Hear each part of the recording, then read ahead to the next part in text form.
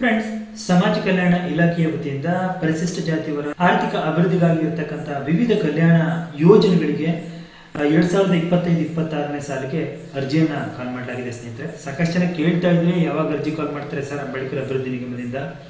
So 2025-26ನೇ ಸಾಲಿಗೆ ಇನ್ನೂ ಕಾಲ್ ಮಾಡಿಲ್ಲ ಅಂತ ಹೇಳಿ. ಸೊ ಫ್ರೆಂಡ್ಸ್, ಇವಾಗ 2025ರ ಸಾಲಿಗೆ ಅರ್ಜಿಯನ್ನು ಕಾಲ್ ಮಾಡಿದ್ದಾರೆ.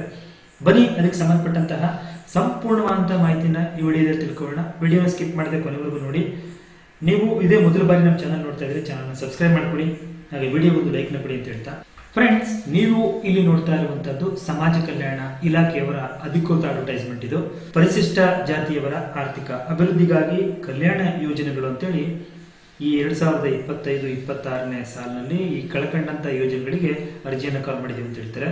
ಸೊ ಯಾವೆಲ್ಲ ಯೋಜನೆಗಳಿಗೆ ಅರ್ಜಿ ಕಾಲ್ ಮಾಡಿದ್ದಾರೆ ಅಂತ ಹೇಳಿದ್ರೆ ಒಟ್ಟು 5 ಯೋಜನೆಗಳಿಗೆ ಅರ್ಜಿಯನ್ನು ಕಾಲ್ ಮಾಡಿರುವಂತದ್ದು ಸ್ನೇಹಿತರೆ. ಮೊದಲನೇದಾಗಿ ಭೂ ಒಡೆತನ ಯೋಜನೆ ಅಂತೇಳಿ, ಇದು ಭೂರಹಿತ ಮಹಿಳಾ ಕೃಷಿ ಕಾರ್ಮಿಕರಿಗೆ ಈ ಕೆಳಕಂಡ ಘಟಕ ವೆಚ್ಚದಲ್ಲಿ ಕೃಷಿ ಜಮೀನನ್ನ ಖರೀದಿ ಮಾಡೋದಕ್ಕೆ ನಾವು ಹಣವನ್ನು ಕೊಡಲಾಗುತ್ತೆ ಅಂತ ಹೇಳ್ತಾರೆ. ಘಟಕ ವೆಚ್ಚ ಎಷ್ಟು ಅಂತ ಹೇಳಿದ್ರೆ 25 ಲಕ್ಷ ಅಥವಾ 20 ಲಕ್ಷಗಳಿರ್ತವೆ. ಇದು ಗ್ರಾಮೀಣ ಮತ್ತು ನಗರಾಭಿವೃದ್ಧಿ ಪ್ರದೇಶಗಳು ಸಂಬಂಧಪಟ್ಟಂಗೆ ಇದರಲ್ಲಿ ವ್ಯತ್ಯಾಸಗಳಿರ್ತವೆ. 25-20 ಲಕ್ಷ ಅಂತ ಹೇಳಿ. ಸಹಾಯಧನ 50% ಸಹಾಯಧನ ಆಗಿರುತ್ತೆ. ಅಂದ್ರೆ ಸಪೋಸ್ 20 ಲಕ್ಷ ಇತ್ತು ಅಂತ ಹೇಳಿದ್ರೆ 10 ಲಕ್ಷ ನಿಮಗೆ ಸಬ್ಸಿಡಿ ಸಿಗುತ್ತೆ. ಇನ್ನು 10 ಲಕ್ಷ ಅಂದ್ರೆ 50% ಸಾಲವಾಗಿ ನೀವು ಬ್ಯಾಂಕಿಂದ ಪಡ್ಕೋಬಹುದಾಗಿರುತ್ತೆ. ಅದು 4% ಬಡ್ಡಿ ದರದಲ್ಲಿ. ಸೊ ಎರಡನೇ ಯೋಜನೆ ಯಾವುದು ಅಂತ ನೀವು ಕೇಳಿದ್ರೆ ಅಂದ್ರೆ ಗಂಗಾ ಕಲ್ಯಾಣ ಯೋಜನೆ ಅಂತೇಳಿ, ಇದು 1 ಎಕರೆ 20 ಕುಂಟೆಯಿಂದ 5 ಎಕರೆವರೆಗೆ ಜಮೀನನ್ನು ಹೊಂದಿರತಕ್ಕಂತಹ ಸಣ್ಣ ಮತ್ತು ಅತಿ ಸಣ್ಣ ರೈತರಿಗೆ ಕೊಳವೆ ಬಾವಿಯನ್ನ ಕೊರೆದು ಪಂಪ್ ಸೆಟ್ ಅನ್ನ ಅಳವಡಿಸಿಕೊಡುವಂತಹ ಜೊತೆಗೆ ವಿದ್ಯುದೀಕರಣವನ್ನ ಕಲ್ಪಿಸಿ ನೀರಾವರಿ ಸೌಲಭ್ಯವನ್ನು ಕೊಡುವಂತಹ ಒಂದು ಯೋಜನೆ ಇದಾಗಿರುತ್ತೆ. ಇದರ ಘಟಕ ವೆಚ್ಚ ಎಷ್ಟು ಅಂತ ಕೇಳಿದ್ರೆ 4,75,000ದಿಂದ 3,75,000 ಇರುತ್ತೆ. ಇದರಲ್ಲಿ 50,000 ಸಾಲ ಸೇರಿರುತ್ತೆ ಅಂತ ಹೇಳ್ತಾರೆ ಸ್ನೇಹಿತರೆ. ಅಂದ್ರೆ 50,000 ಮಾತ್ರ ಸಾಲ, ಇನ್ನು ಉಳಿದಿದ್ದು ಸಬ್ಸಿಡಿ ಆಗಿರುತ್ತೆ.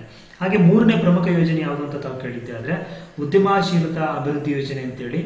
ಸೊ ಇದು ಬ್ಯಾಂಕ್ಗಳ ಸಹಯೋಗದೊಂದಿಗೆ ನೀವೇನಾದ್ರೂ ಒಂದು ಸ್ವಾವಲಂಬಿ ಯೋಜನೆಯನ್ನ ಸ್ಟಾರ್ಟ್ ಮಾಡ್ತೀರಾ ಅಂತ ಹೇಳಿದ್ರೆ ಕೊಡುವಂತಹ ಒಂದು ಸಾಲ ಸೌಲಭ್ಯ ಯೋಜನೆ ಇದಾಗಿರುತ್ತೆ. ಸೊ ಇಲ್ಲಿ ಮೊದಲನೇದು ಈ ಒಂದು ಉದ್ಯಮಶೀಲತಾ ಅಭಿವೃದ್ಧಿ ಯೋಜನೆಯಲ್ಲಿ 4 ವಿಧದ ಸಾಲ ಸೌಲಭ್ಯಗಳನ್ನು ಕೊಡ್ತಾರೆ. ಸ್ವಾವಲಂಬಿ ಸಾರಥಿ ಅಂತೇಳಿ, ಫಾಸ್ಟ್ ಫುಡ್ ಟ್ರಕ್ಕು, ಟ್ರೈಲರ್ ಅಥವಾ ಮೊಬೈಲ್ ಕಿಚನ್ ಫುಡ್ ಕಿಯೋಸ್ಟ್ ಅಂತೇಳಿ, ಅಥವಾ ಹೈನುಗಾರಿಕೆ ನಡೆಸ್ತೀರಾ ಅಂತ ಹೇಳಿದ್ರೆ ಇತರೆ ಉದ್ದೇಶಗಳಿಗೆ 4 ಈ ಉದ್ಯಮಶೀಲತಾ ಅಭಿವೃದ್ಧಿ ಯೋಜನೆಯಲ್ಲಿ 4 ಸಾಲಗಳು ಬರ್ತವೆ. ಮೊದಲನೇದು ಸ್ವಾವಲಂಬಿ ಸಾರಥಿ ಯೋಜನೆ ಅಂತೇಳಿ, ಇದು ಸರಕು ವಾಹನ ಅಥವಾ ಟ್ಯಾಕ್ಸಿ ಅಥವಾ ಯೆಲ್ಲೋ ಬೋರ್ಡ್ ಉದ್ದೇಶದಡಿಯಲ್ಲಿ ಈ ಘಟಕ ವೆಚ್ಚದ 75% ನಿಮಗೆ ಅಂದ್ರೆ ಗರಿಷ್ಠ 4 ಲಕ್ಷ ರೂಪಾಯಿಗಳ ಸಹಾಯಧನವನ್ನು ಕೊಡ್ತಾರೆ. ನೀವು ಏನ್ ಬೇಕಾದ್ರೂ ತಗೋಬಹುದಾಗಿರುತ್ತೆ. ಹಾಗೆ fast food, truck trailer, mobile kitchen, food kiosk ಅಂತೇಳಿ ಇದನ್ನ ನೀವು ಕೊಂಡ್ಕೋತೀರಾ ಅಂತ ಹೇಳಿದ್ರೆ ಈ ಫುಡ್ ಕಾರ್ಟ್ ವಾಹನಗಳ ಉದ್ದೇಶದ ಅಡಿಯಲ್ಲಿ ಘಟಕ ವೆಚ್ಚದ 75% ನಾವು ಗರಿಷ್ಠವಾಗಿ ಅಂದ್ರೆ 4 ಲಕ್ಷಗಳ ಸಹಾಯಧನವನ್ನು ಕೊಡ್ತಾರೆ. ಇದನ್ನು ಬಿಟ್ಟು ನೀವು ಹೈನುಗಾರಿಕೆ ಮಾಡ್ತೀರಾ ಅಂತ ಹೇಳಿದ್ರೆ ಹೈನುಗಾರಿಕೆಯನ್ನು ಮಾಡೋದಕ್ಕೆ 2 ಎಮ್ಮೆ ಅಥವಾ 2 ಹಸುಗಳು ಘಟಕ ವೆಚ್ಚದ 50% ಅಥವಾ 1,25,000 ಸಹಾಯಧನವನ್ನು ಕೊಡಲಾಗುತ್ತೆ. ಜೊತೆಗೆ ಇತರೆ ಉದ್ದೇಶಗಳು, ವ್ಯಾಪಾರ ಮಾಡ್ತೀವಿ ಅಥವಾ ಇನ್ನೇನಾದ್ರು ಬೇರೆ ಉದ್ದೇಶಗಳಿಗೆ ನೀವು ಮಾಡ್ತೀರಾ ಅಂತ ಹೇಳಿದ್ದೆ ಆದ್ರೆ ಅದರಲ್ಲೂ 70% ಅಷ್ಟು ನಿಮಗೆ ಸಬ್ಸಿಡಿ ಸಿಗುತ್ತೆ. ಅಂದ್ರೆ ಗರಿಷ್ಠ 2 ಲಕ್ಷ ರೂಪಾಯಿಯನ್ನ ಕೊಡಲಾಗುತ್ತೆ. 4ನೇ ಯೋಜನೆ ಸ್ವಯಂ ಉದ್ಯೋಗ ನೇರ ಸಾಲ ಯೋಜನೆ ಅಂತೇಳಿ, ಇದು 2 ರೀತಿಯ ಸಾಲ ಯೋಜನೆಗಳಿರ್ತವೆ. ಒಂದು ನೇರ ಸಾಲ ಯೋಜನೆ ಅಂತೇಳಿ, ಇದು ಕಿರು ಆರ್ಥಿಕ ಚಟುವಟಿಕೆಗಳನ್ನ ಪ್ರಾರಂಭಿಸುವುದಕ್ಕೆ ನಿಗಮದಿಂದ ಸಹಾಯಧನವನ್ನ ಮತ್ತೆ ನೇರ ಸಾಲವನ್ನ ಮಂಜೂರು ಮಾಡಲಾಗುವಂತಹ ಒಂದು ಯೋಜನೆ ಆಗಿರುತ್ತೆ. ಎರಡನೇ ಯೋಜನೆ ಬಂದು ಕುರಿ ಸಾಕಣೆ ಯೋಜನೆ ಇನ್ನೊಂದಾಗಿರುತ್ತೆ. ಇಲ್ಲಿ ಕುರಿ ಸಾಕಣೆಯ ಉದ್ದೇಶವನ್ನ ಇಟ್ಕೊಂಡು ನಿಗಮದಿಂದ ಯಾರಾದ್ರೂ ಕುರಿಯನ್ನ ನಾವು ಸಾಕಣೆ ಮಾಡ್ತೀವಿ ಅಂತ ಹೇಳಿದ್ದೆ ಆದ್ರೆ ಅವರಿಗೆ ಸಹಾಯಧನ ಮತ್ತೆ ನೇರ ಸಾಲವನ್ನ ಮಂಜೂರನ್ನ ಮಾಡಲಾಗುತ್ತೆ ಬ್ಯಾಂಕ್ಗಳ ಸಹಾಯದಿಂದ. ಇದರಲ್ಲಿ ಘಟಕ ವೆಚ್ಚ 1 ಲಕ್ಷ ಇರುತ್ತೆ, 50,000 ಸಬ್ಸಿಡಿ ಇರುತ್ತೆ, ಇನ್ನು 50,000 ಬ್ಯಾಂಕಿಂದ ಲೋನ್ ಇರುತ್ತೆ. ಅದು 4% ಬಡ್ಡಿ ದರದಾಗಿರುತ್ತೆ. ಸೊ ಉಳಿದಂತೆ 5ನೇ ಒಂದು ಪ್ರಮುಖ ಯೋಜನೆ ಯಾವಂತ ಕೇಳಿದ್ದೆ ಆದ್ರೆ ಮೈಕ್ರೋ ಕ್ರೆಡಿಟ್ ಅಥವಾ ಪ್ರೇರಣಾ ಯೋಜನೆ ಅಂತೇಳಿ, ಇದು ಮಹಿಳಾ ಸ್ವಸಹಾಯ ಸಂಘಗಳಿಗೆ ಕೊಡುವಂತಹ ಸಾಲ ಆಗಿರುತ್ತೆ. ಇಲ್ಲಿ ಕನಿಷ್ಠ 10 ಮಹಿಳಾ ಸದಸ್ಯರು ಈ ಸಂಘದಲ್ಲಿರಬೇಕು. ನೀವು ಕೈಗೊಳ್ಳತಕ್ಕಂತಹ ಕಿರು ಆರ್ಥಿಕ ಚಟುವಟಿಕೆಗಳಿಗೆ ಸಂಬಂಧಪಟ್ಟಂತ ಒಂದು ಯೋಜನೆಗೆ ಸಾಲ ಮತ್ತು ಸಹಾಯಧನ ಸೌಲಭ್ಯವನ್ನ ಇದರಲ್ಲಿ ನೀಡಲಾಗುತ್ತೆ. ಇದ್ರ ಘಟಕ ವೆಚ್ಚ ಎಷ್ಟು ಅಂತ ಹೇಳಿದ್ರೆ 5 ಲಕ್ಷ ರೂಪಾಯಿ ಆಗಿರುತ್ತೆ. ನೀವು ಮಾಡುವಂತಹ ಒಂದು ಉದ್ಯೋಗದು. ನೀವು ಮಾಡುವಂತಹ ಯಾವುದೇ ಯೋಜನೆ ಅದರಲ್ಲಿ 2.5 ಲಕ್ಷ ಸಬ್ಸಿಡಿ ಆಗಿರುತ್ತೆ. ಇನ್ನು 2.5 ಲಕ್ಷವನ್ನ ಬ್ಯಾಂಕಿಂದ 4% ಬಡ್ಡಿ ದರದಲ್ಲಿ ನೀವು ಸಾಲವನ್ನು ತಗೋಬಹುದಾಗಿರುತ್ತೆ ಸ್ನೇಹಿತರೆ. ಸೊ ಇದು 5 ಯೋಜನೆಗಳಿಗೆ ಸಂಬಂಧಪಟ್ಟಂತಾಯ್ತು. ಇದಕ್ಕೆ ಅರ್ಜಿಯನ್ನು ಸಲ್ಲಿಸೋದಕ್ಕೆ ಕಡೆಯ ದಿನಾಂಕ ಯಾವತ್ತು ಅಂತ ಕೇಳಿದ್ದೆ ಆದ್ರೆ 10/9/2025 ಆಗಿರುತ್ತೆ. ಈಗ ಆಲ್ರೆಡಿ ಅಪ್ಲಿಕೇಶನ್ ಸ್ಟಾರ್ಟ್ ಆಗಿದೆ. ನೀವು ಮುಂದಿನ ತಿಂಗಳು, ಇದು ಆಗಸ್ಟ್ 8ನೇ ತಿಂಗಳು, 9ನೇ ತಿಂಗಳು, ಸೆಪ್ಟೆಂಬರ್ 10ನೇ ತಾರೀಕುವರೆಗೂ ಕೂಡ ನೀವು ಅರ್ಜಿಯನ್ನು ಸಲ್ಲಿಸಬಹುದು.